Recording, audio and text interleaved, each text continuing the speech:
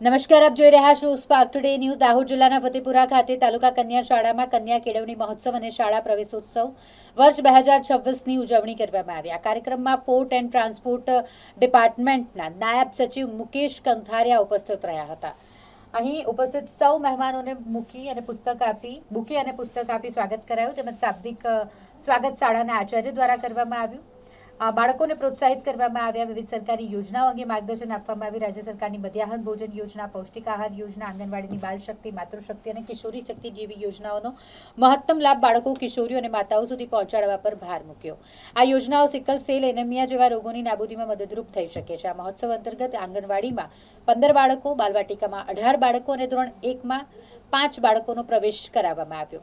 વિવિધ સ્પર્ધાઓ અને પરીક્ષાઓમાં શ્રેષ્ઠ પ્રદર્શન કરનારા બાળકોને પણ પ્રોત્સાહિત કરવામાં આવ્યા, જેમાં NMMSમાં 1 બાળક, CETમાં 7 બાળક, જ્ઞાન સાધનામાં 9 બાળક અને ગણિત વિજ્ઞાન પ્રદર્શનમાં 2 બાળકોને પ્રોત્સાહક ઇનામો એનાયત કરાયા હતા. નવીન પ્રવેશ લેનાર બાળકોને શાળા પરિવાર વતી બેગ સાથે કિટ પણ અર્પણ કરવામાં આવી હતી. આજ રોજ શાળા પ્રવેશોત્સવ અને કન્યા કેળવણી મહોત્સવ વર્ષ 2026 નિમિત્તે તાલુકા કન્યા શાળા ફતેપુરામાં બાળકોનો પ્રવેશ કરાવ્યો, જેમાં આંગણવાડીના 15 બાળકો, બાલવાટિકાના 18 બાળકો, ધોરણ 1ના 5 બાળકોનો પ્રવેશ કરાવ્યો. સાથોસાથ NMMSમાં 1, CETમાં 7, જ્ઞાન સાધનામાં 9 અને ગણિત વિજ્ઞાન પ્રદર્શનમાં 2 બાળકોને પ્રોત્સાહક ઇનામો આપ્યા. રાજ્ય સરકારની મુખ્યમંત્રી પૌષ્ટિક આહાર યોજના હોય કે મધ્યાહન ભોજન યોજના હોય તો એનો પૂરતો લાભ લે, શાળાની અંદર નિયમિત હાજરી થાય, બાળક મધ્યાહન ભોજનના લાભ લઈને શારીરિક રીતે મજબૂત બને, માનસિક એનો વિકાસ થાય, ફાઉન્ડેશન લર્નિંગ થકી બાળકને ધોરણ 1 અને 2માં જ લખતા વાંચતા આવડી જાય, એના માટે સરકારનું પૂરેપૂરું ફોકસ છે. તો હું આશા રાખું છું કે ફાઉન્ડેશન લર્નિંગ ઉપર શિક્ષકો મહેનત કરે, વાલીઓ પણ નિયમિતસર પોતાના બાળકોને સ્કૂલમાં મોકલે અને બાલવાટિકા ધોરણ 1 અને ધોરણ 2માં જ લખતા વાંચતા આવડી જાય, સિમ્પલ દાખલાઓ સોલ્વ કરતો થઈ જાય તો આગળના જે ધોરણો છે, આગળના જે અભ્યાસ છે એમાં પણ એ સારી રીતે એનું પરફોર્મન્સ આપી શકે.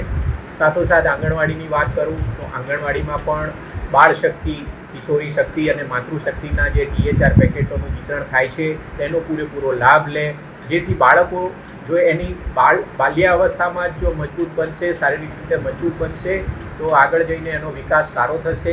કિશોરીઓ પણ હિમોગ્લોબિનની કમી જે હોય એ THRના પેકેટથી દૂર થતી હોય છે. સાયન્ટિફિક એક સર્વે કરીને THRની જે પ્રોડક્ટ બનતી હોય છે એ પ્રોડક્ટનો પૂરેપૂરો ઉપયોગ કરે. બાળકોને આંગણવાડીમાં પણ માતાઓ નિયમિત મોકલે, જેથી આંગણવાડીની બહેનો એમને સરસ મજાની વાનગીઓ જમાડી શકે, થોડું એમને શૈક્ષણિક કલ્ચર પણ આપી શકે અને થોડું ઘણું એમને શીખવાડી પણ શકે, જેથી આપણને બાલવાટિકા અને ધોરણ 1ની અંદર સારા બાળકો, જે તંદુરસ્ત બાળકો મળે અને થોડું ઘણું એમનું બેકગ્રાઉન્ડ પણ હોય કે જેથી કરીને એ સારી રીતે ભણી શકે. સાથોસાથ હું પોર્ટ એન્ડ ટ્રાન્સપોર્ટ ડિપાર્ટમેન્ટમાંથી આવું છું. રોડ એક્સિડન્ટની અંદર વર્ષમાં ઘણા બધા જાનમાલનું નુકસાન થાય છે, તો જેથી કરીને ટ્રાફિકના નિયમોનું પાલન થાય અને અમૂલ્ય એવી જિંદગી ના ગુમાવાય એટલા માટે મેં આજ રોજ ટ્રાફિકને લગતા નિયમોનું પાલન કરવાની પણ વડીલોને અને વિદ્યાર્થીઓને પ્રતિજ્ઞા લેવડાવી છે.